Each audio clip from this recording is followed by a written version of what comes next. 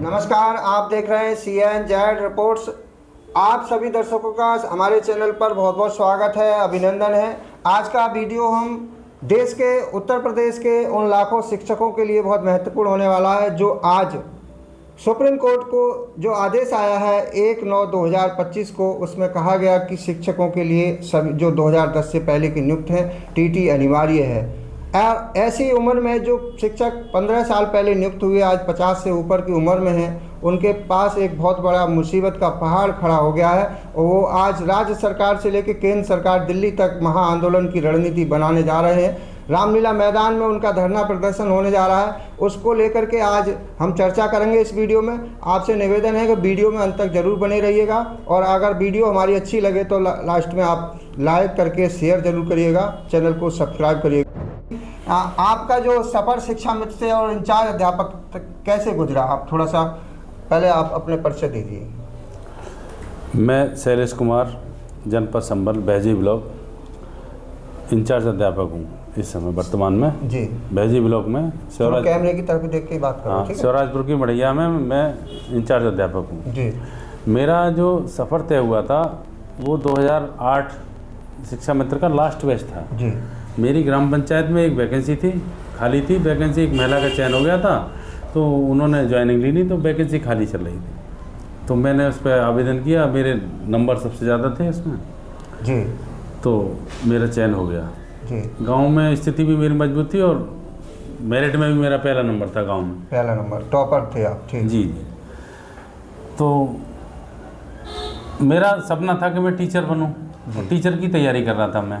उस समय मेरी जो योग्यता थी वो ग्रेजुएशन थी। ग्रेजुएशन, हाँ, ग्रेजुएशन करके मैंने जो है इसमें आवेदन किया, मेरा हो गया। जब मैं चयन हो गया तो 2010 में उस समय गवर्नमेंट मायावती की हुआ करती थी जी।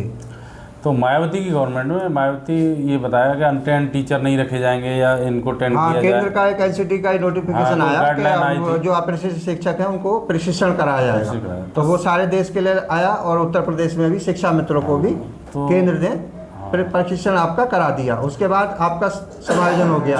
हाँ, उस समय 2 साल की मतलब वो कराएगी BTC कराने के बाद वो दूरस्थ BTC जिसको बोलते हैं, डिस्टेंस वाली कराई थी सरकार ने, मायावती सरकार ने। तो जब आपका समायोजन हुआ था तो उस समय आपने टेट कर लिया था कोई? नहीं उस समय नहीं, उस समय टेट नहीं थे हम। हाँ, 15 में आपका समायोजन हो गया। हाँ, 14 में समायोजन हुआ था जी।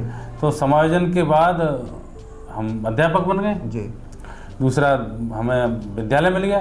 उसके बाद जो वैकेंसी आई टेट की आई तो हमने टेट निकाल दिया। तो सबसे पहले हमारे 87 नंबर आए, 82 की जरूरत थी OBC में। हाँ, 87 नंबर, 87 नंबर हमारे टेट में आए। तो फिर जो भी टेट आता गया हम उस परीक्षा निकालते गए जी। जब एक बार हमने निकाल दिया, हमने सोचा क्या बहुत बड़ा हुआ टेट। जब एक बार निकाल दिया तो फिर हम एक बार आपने निकाल दिया तो कॉन्फिडेंस बढ़ गया। हाँ, कॉन्फिडेंस बढ़ गया। हम परीक्षा हर बार परीक्षा आप कितनी बार निकाले? 6-7 बार परीक्षा। हाँ, लास्ट वाली परीक्षा में मेरे 114 थे। 114 नंबर तक का सफ़र आपने UP टेट में किया। उसके बाद समायोजन निरस्त हो गया 2017 में, 25 जुलाई 2017 में। फिर आपने कैसे, मतलब भर्ती में आपका सिलेक्शन किस तरह हुआ? आपने क्या परिस्थिति थी आपके साथ? ऐसा था, जब समायोजन निरस्त हुआ था हमें बुरा सा लगा कि कैसे क्या करेंगे।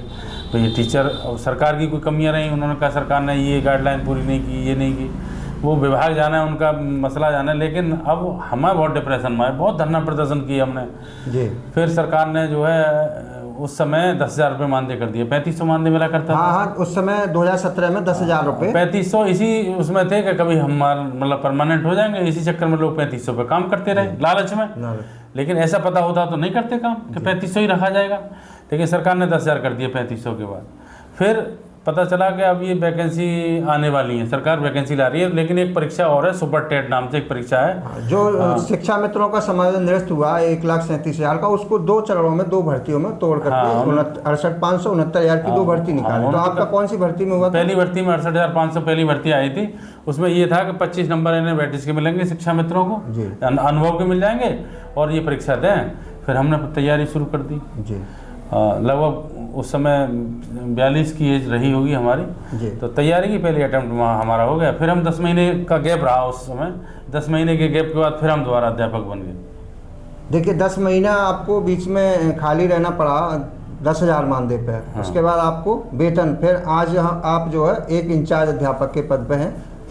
तो अब आपसे एक प्रश्न हमारा है कि जो पूरे देश में शिक्षक ऐसे हैं जो टीटी पास नहीं है, उनको एक भय सता रहा है कि हमारी नौकरी चली जाएगी, हम टीटी कैसे पास कर पाएंगे, तो उनके लिए आपको क्या, उनके लिए एक अपना जो आपने अनुभव किया है, टेट भी पास किया है, सुपर टेट भी निकाला है आपने, तो उनके लिए क्या आप अपनी शेयर करना चाहेंगे सुझाव? भाई हमारा तो यही सुझाव है कि 2010 से पहले जो शिक्षक नियुक्त हुए थे उस समय जो योग्यता या मानक थे उसको शिक्षकों ने, जो लोग मतलब पात्र थे या उसको पास करके आए वही तो टीचर बने होंगे। भाई जो रही होगी परीक्षा उस समय, जो भी गाइडलाइन रही होगी सरकार की, जो मानक रहे होंगे वो मानक पूरे करने के बाद ही टीचर बने होंगे। अब 2010 से पहले मान लो 1999 में लोग लगे, वो इस समय रिटायरमेंट में, अब उनके लिए कह रहे हो कि भाई अब टेट निकालो तुम, तो ये तो एक नाइंसाफ़ी है भाई, एक तरह से विभाग की नाइंसाफ़ी है, सरकार की नाइंसाफ़ी है। और माननीय कोर्ट को भी सोचना चाहिए था कि भाई हम अब वो जज हैं, उनके जो जज बैठे हैं वो परीक्षा निकाल दें भाई। सब यार आप इसको कर रहे हो तो शिक्षकों के लिए क्यों, हर विभाग में लागू करिए, हर विभाग में लागू हो, ऊपर से लागू करिए पहले भाई। आप जो तुम्हारी न्यायपालिका है वहीं से शुरू करिए इसको। भाई हम ये कह रहे हैं, तुम अगर न्यायपालिका जो जज बने बैठे हैं वो जुडिशियल में जो भी मान लो जो भी परीक्षा पास करके आए हों, जो भी उनकी परीक्षा रही हो, उसे दोबारा 25 साल बाद, 18 साल बाद, 10 साल बाद उसे पास कराइए। IAS PCS लॉ भी उसके बाद बनती है, जो प्रशासनिक विभाग है उनसे कराइए कि भाई परीक्षा दोबारा। फिर जो बाबू हैं और भी बहुत तमाम तरह के उनके स्टाफ हैं, बहुत सारे विभाग हैं भाई। मान लो A कैटेगरी के, B कैटेगरी के, C कैटेगरी के, D कैटेगरी, 4 कैटेगरी हैं, तो पहले A कैटेगरी लेके चलो भाई, उससे परीक्षा पास कराओ भाई। जो मानक भाई उस समय जब टेट था ही नहीं 2010 में, अब उसे थोप रहे हो, ये भाई कहाँ की भाई इंसाफ, कहाँ का इंसाफ है ये? उस समय था टेट, बिल्कुल 2010 में तो टेट था, नाम ही नहीं था टेट कोई परीक्षा होती है। अब मान लो कुछ लोग इंटर BTC हुआ करती थी, इंटर BTC करके टीचर बने हैं, अब बाद में ग्रेजुएशन हो गई, अब वो कैसे टेट निकालेंगे? जो ग्रेजुएट है ही नहीं तो टेट कहाँ से निकाल देंगे? हाँ, मतलब 2 साल का समय दिया है और 3 साल में तो ग्रेजुएशन होगा उनका, अगर पढ़ाई करें तो। पहले इंटर BTC हुआ करती थी, पहले 8वां पास करके टीचर बनते थे, फिर हाई स्कूल पास करके टीचर बने, इंटर पास करने के बाद इंटर BTC हुई, फिर ग्रेजुएशन कर दिया। अब बताओ जो इंटर पास हैं उन्हें कैसे, कहाँ कैसे सिस्टम में आएंगे वो लोग, अब बताओ। सरकार या न्यायपालिका ये नहीं जानती है, या ये जो बुद्धिजीवी हैं या जिन्होंने ये पक्ष रखा है या इन्होंने कानून बनाया है, तो वो ये नहीं सोचते हैं कि जो लोग इंटर पास हैं और वो BTC करके अध्यापक बने, अब वो टेट जब ग्रेजुएट नहीं है तो टेट कहाँ से निकाल देंगे भाई? वो नहीं निकाल पाएंगे। क्या मानक है पूरा, बताइए आप। बिल्कुल। देखिए शैलेश जी का कहना है कि जब 2010 से पहले या 2005 में या 2002 में कोई शिक्षक लगा है तो उस समय का क्राइटेरिया पूरा किया होगा उसने, अब उसे 2025 का क्राइटेरिया 2018 का दे दिया जाए, 2011 के बाद का दे दिया जाए, तो वो गलत है। और इसी तरह शिक्षा मित्रों के साथ भी बहुत गलत हुआ है कि शिक्षा मित्रों के पर योग्यता होते हुए, शिक्षा मित्रों को इनके पास योग्यता थी उनको भी सुप्रीम कोर्ट ने अयोग्य बता दिया। तो कहीं ना कहीं न्यायपालिका में जो बैठे जज हैं उन्हें भी समझने में कहीं ना कहीं गलती, गलत फहमी हो जाती है कि दूसरे पक्ष को ना सुन के एक पक्ष को सुन करके और निर्णय दे देते हैं, इससे लाखों लोग प्रभावित होते हैं। इस पर आप क्या कहेंगे? योग्यता उसके लिए कोई निर्धारण है? जी नहीं, बिल्कुल। आप बताओ, ऐसे ही शिक्षा मित्र है कि शिक्षा मित्र साहब अयोग्य हैं, ये भविष्य खराब कर देंगे। अब 10,000 मानदेय मिल रहा है तो ये देश का भविष्य खराब नहीं कर रहे हैं? क्यों टीचिंग करा रहे हो फिर इनसे? भाई ये काम पहले ये जब परमानेंट थे, रेगुलर थे, तब भी उतना ही काम कर रहे थे। आज ही मानदेय पे तो भी उतना ही काम, पहले वेतन पे थे तो उतना काम कर रहे थे, आज मानदेय पे तो उतना ही काम कर रहे हैं। तो अब देश का भविष्य खराब नहीं हो रहा। तो ये दोहरी मानसिकता सरकार की है, ये कहीं ना कहीं दिक्कत है समाज के लिए। आप देखिए वही स्कूल है, वही बच्चे हैं, वही बच्चे हैं, वही मतलब सब कुछ काम वही हो रहा है, पैसे तो कम है। दूसरी सुझाव मांग रही है सरकार कि सुझाव दो, जनमत सुझाव दो, हर मोबाइल से सुझाव 3-3 बार सुझाव दे सकते हो।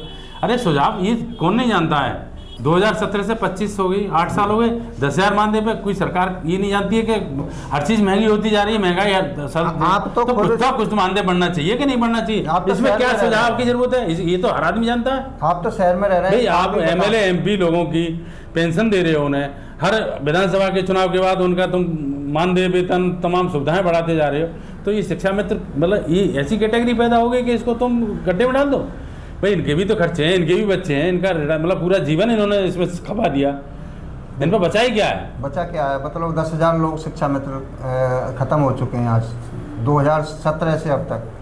तो देखिए शिक्षा मित्रों के लिए भी शैलेश जी का सुझाव है कि वही स्कूल, वही बच्चे हैं, वही पैसा कम है, इनका भी एक कम से कम जो व्यक्ति अगर शिक्षा मित्र कोई गाँव में रह रहा है तो वो उसका भी 20,000 से कम खर्चा नहीं होगा। शहर वाले का तो 30,000 से कम शायद नहीं होगा। मैं तो एक एवरेज वैल्यू है 20,000 रुपये, कम से कम खर्चा 20,000 रुपये तो हर आदमी का, कम गरीब से गरीब का 20,000 रुपये खर्चा है जो आदमी शहर में रहता है। जब समायोजन नष्ट हुआ था तो हमारे साथी लोग ज़्यादातर शहर में शिफ्ट हो गए बच्चों को पढ़ाने के लिए, अच्छी खासी सैलरी मिलने लगी। तो जब समायोजन नष्ट हुआ तो ज़्यादातर लोग गाँव चले गए, वो खर्चा पूरा 3500 में। आप बताओ शहर में कैसे संभव है कह रहे हैं ना बच्चों को पढ़ाना। एक कॉन्वेंट स्कूल में एक बच्चे की फीस है, अब बताओ 3500 मानदेय पे बच्चा कैसे वो कर लेता। अब 10,000 में बच्चे पढ़ा लेगा? नहीं पढ़ पाएगा। ये समाज में मुख्य धारा में आ सकते हैं ये लोग। तो इनका तो एक मतलब सरकार की दोहरी मानसिकता है एक तरह से। अब वो सरकार ही जाने, पता नहीं उसके दिमाग में क्या बात है। ठीक है, नमस्कार, मैं दिनेश चंद्र शर्मा इस समय वर्तमान में संबल में कार्यरत हूँ। जी जी।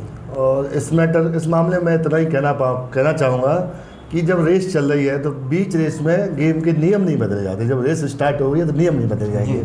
तो एनसीटी और सुप्रीम कोर्ट को ये सोचना चाहिए था कि जो शिक्षक 2010 से पहले लग चुके हैं, अगर कुछ नहीं है, योग्यता भी नहीं है, तो उनको मानवीय संवेदनाओं के आधार पर थोड़ी राहत देनी चाहिए थी। और जिस समय वो लगे थे उस समय वो सारी पात्रताएँ, योग्यताएँ पूरी करके ही लगे होंगे। जो भी उनके साथ सामने शर्तें रखी होंगी, मापदंड रखे होंगे, पूरे किए होंगे।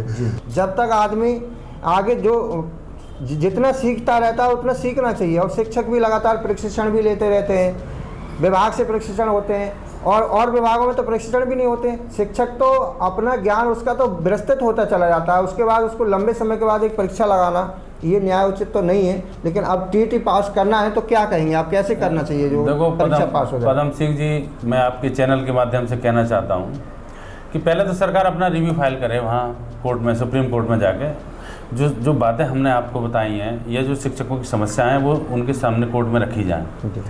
और यदि कोर्ट इस बात को नहीं मानती है तो सरकार अपने अंडर में विभागीय टेट करा ले। विभागीय टेट, विभागीय टेट का सुझाव बहुत अच्छा है कि अगर जितने भी शिक्षक अगर कोर्ट नहीं मानना है, किसी कीमत पे कोर्ट के आड़े आ रही है कोई चीज़, तो सरकार स्वतंत्र है, अपने विभागीय टेट करा ले। जी बिल्कुल, विभागीय टीटी आसानी से हो सकता है, सभी लोग पास कर सकते हैं, उनको सब शिक्षकों को मौका दिया जा सकता है। आज का वीडियो हमने ये शिक्षकों के लिए था।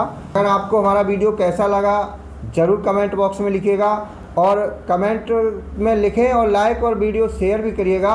मिलेंगे अगले वीडियो में एक नई कोर्ट की अपडेट के साथ, तब तक के लिए सभी को नमस्कार।